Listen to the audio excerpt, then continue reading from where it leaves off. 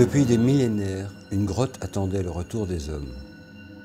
Ils en avaient fait une sépulture, il y a bien longtemps, puis l'avaient refermée. Mais un lendemain de Noël 1964, des spéléologues remettent au jour cette cavité extraordinaire.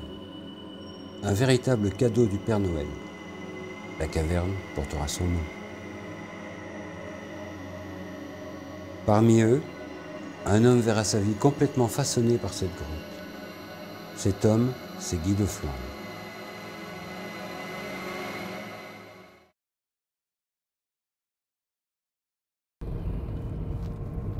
Chaque fois que je reviens de mes prises de vue de chauve-souris, souvent très tôt le matin, je vois ce belvédère qui est bien éclairé là. C'est quand même un très beau site. Et voilà, on va bientôt entrer dans le domaine. En fait, il faut savoir que quand j'ai commencé à visiter ce site, il n'y avait évidemment pas de clôture. Je ne savais même pas que ça appartenait à la Société des Grottes de Han. Et je suis venu ici parce que mes parents avaient pris des vacances à l'hôtel Beau Séjour à An-sur-Lesse. Et moi, évidemment, aller à l'hôtel avec mes parents, ça ne m'intéressait pas trop.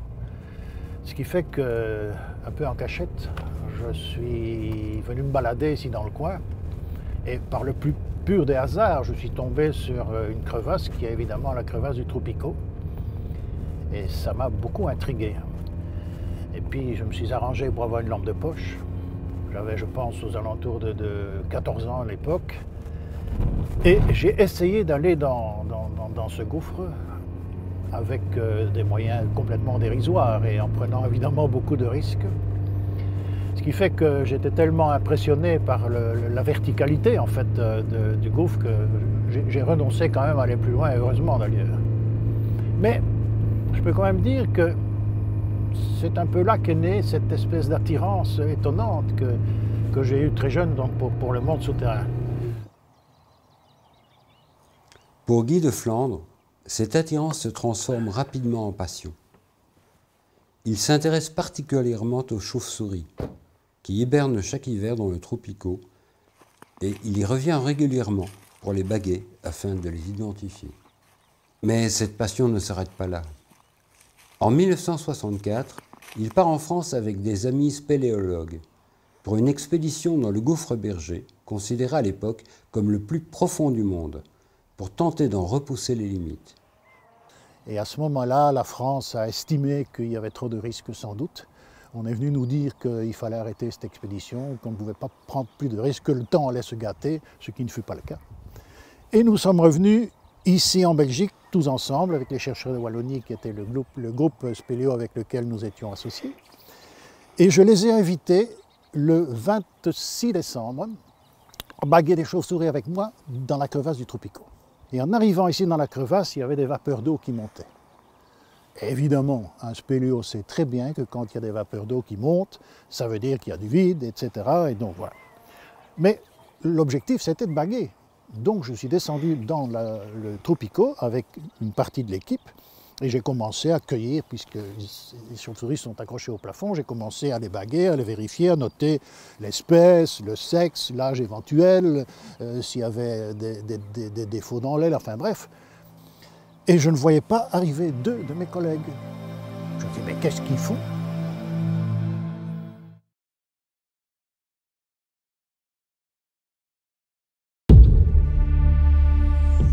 Pendant que le petit groupe baguait des chauves-souris, André Vivier avait attaqué la désobstruction de l'endroit d'où s'échappait de la vapeur, aidé par Christian Léonard. Quelques heures plus tard, Guy de Flandre vient leur prêter main forte. Ils avaient déjà commencé à étançonner plus ou moins les éboulis parce que c'était extrêmement dangereux. Nous avons continué ensemble et après 2 ou 3 heures, il restait un gros bloc que nous avons poussé dans le vide avec ce bruit extraordinaire qui fait qu'on s'est dit qu'il y a vraiment un vide important. Et c'est à ce moment-là, le 26, il était 7-8 heures du soir, je pense, que nous avons découvert une toute petite partie de la grotte. avec une pente extrêmement forte, et on n'a pas été plus loin. Il se trouve que moi j'ai été coincé dans les éboulis, j'ai failli d'ailleurs être complètement broyé. Ils m'ont dégagé petit à petit, donc c'est un souvenir qui reste quand même très marquant dans ma vie. Et c'est le lendemain, en allant vers cet endroit où j'avais été coincé, qu'un de nos collègues, puisqu'on était 6 à ce moment-là, m'a dit « Venez, je pense qu'il y a quelque chose d'immense ». Et ce fut l'apothéose. C'est-à-dire qu'on a découvert ce jour-là, sans jamais être arrêté, cette salle importante, dont une fait 175 mètres de longueur. Alors des concrétions, plus savoir qu'en faire. On était dans une espèce d'ivresse visuelle et on s'est même dit à certains moments, c'est quand même pas possible, c'est à nous que ça arrive.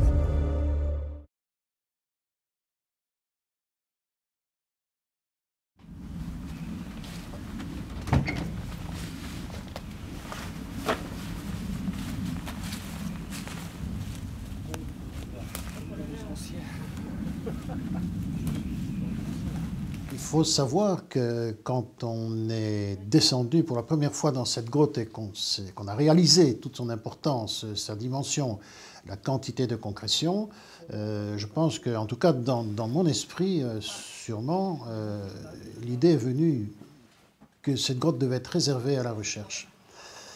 Parce que forcément une grotte c'est une mémoire. Et c'est notamment Camille Eck qui a d'ailleurs fait son doctorat sur cette recherche, ce fut le premier d'ailleurs, qui a fait une carte où il a tenté de comprendre comment cette cavité s'était formée.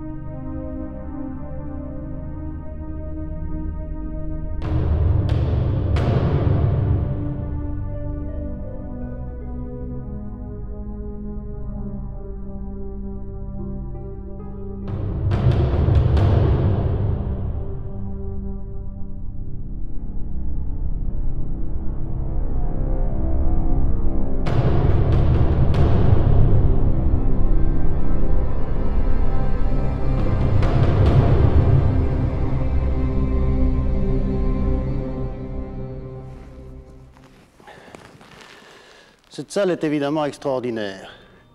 Tout d'abord, elle a un nom qui rappelle bien son aventure, si je peux dire, c'est la salle dite du pont de calcite. Alors, un pont, on comprend. De calcite, pourquoi? Eh bien, tout simplement parce que entre deux parois, il y a une énorme concrétion qui s'est effondrée, mettons-lui quelques dizaines de milliers d'années. Et puis là, au-dessus, cette grande stalagmite qui n'est donc pas une colonne, qui a poussé sur cette concrétion effondrée et qui est en porte-à-faux.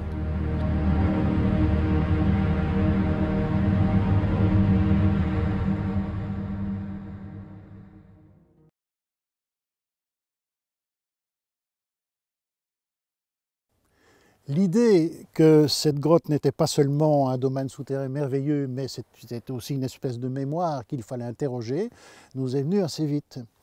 Et un chercheur de l'Université catholique de Louvain m'a contacté parce qu'il avait fait une spécialité en palynologie. Alors j'explique, la palynologie, c'est l'étude des pollens, et il travaillait sur les pollens fossiles. Il imaginait, lui, que peut-être dans une grotte, il pouvait y avoir dans les stalactites ou les stalagmites, enfin dans toutes les cristallisations, des pollens piégés.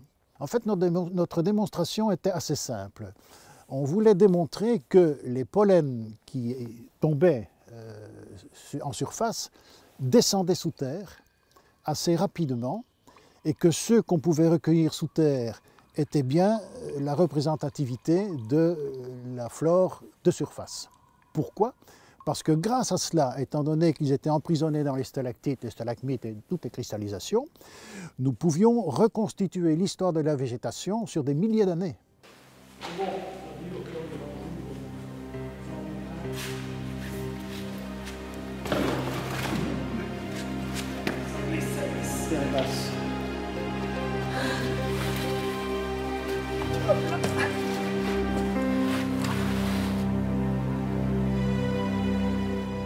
Alors ici, on est dans ce qu'on appelle la chambre à coucher, l'a bien nommé, puisque quand on a découvert la grotte, on y a dormi des nuits d'affilée.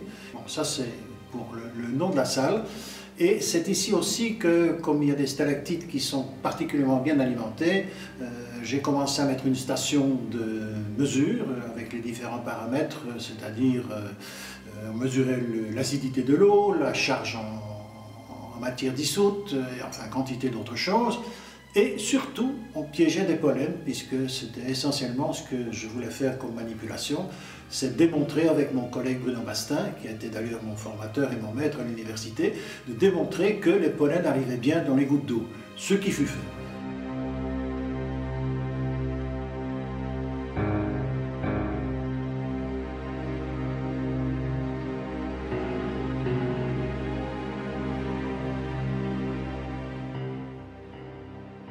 Pendant des années, cette petite salle fut équipée de toute une série d'appareils de mesure et de récolte des pollens en provenance de la surface.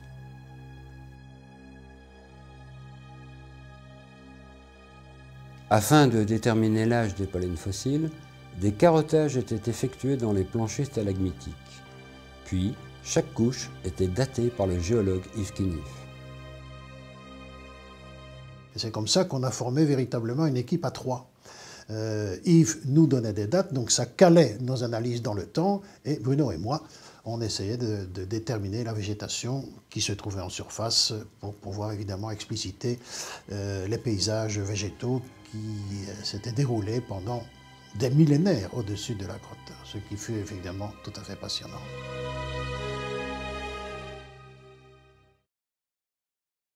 Quand on a un peu observé les éboulis de l'entrée de la grotte, on s'est rendu compte rapidement qu'il y avait des ossements. Et en dégageant prudemment ces éboulis et en prenant toutes les précautions pour ne pas faire dégringoler les éventuelles traces, puisque je parle d'ossements, on s'est rendu compte qu'il y avait une présence humaine.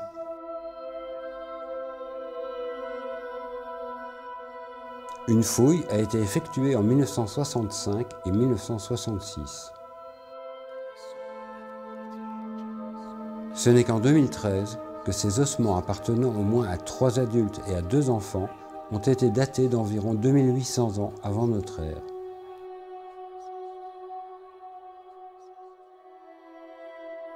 Quelques tessons de poterie et un petit couteau ont également été mis au jour.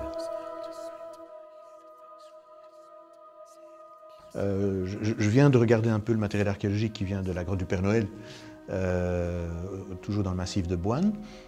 Il y a eu des dépôts funéraires dans cette grotte, mais c'est tout près de l'entrée. Et plus loin, il n'y a pas de matériel laissé par l'homme.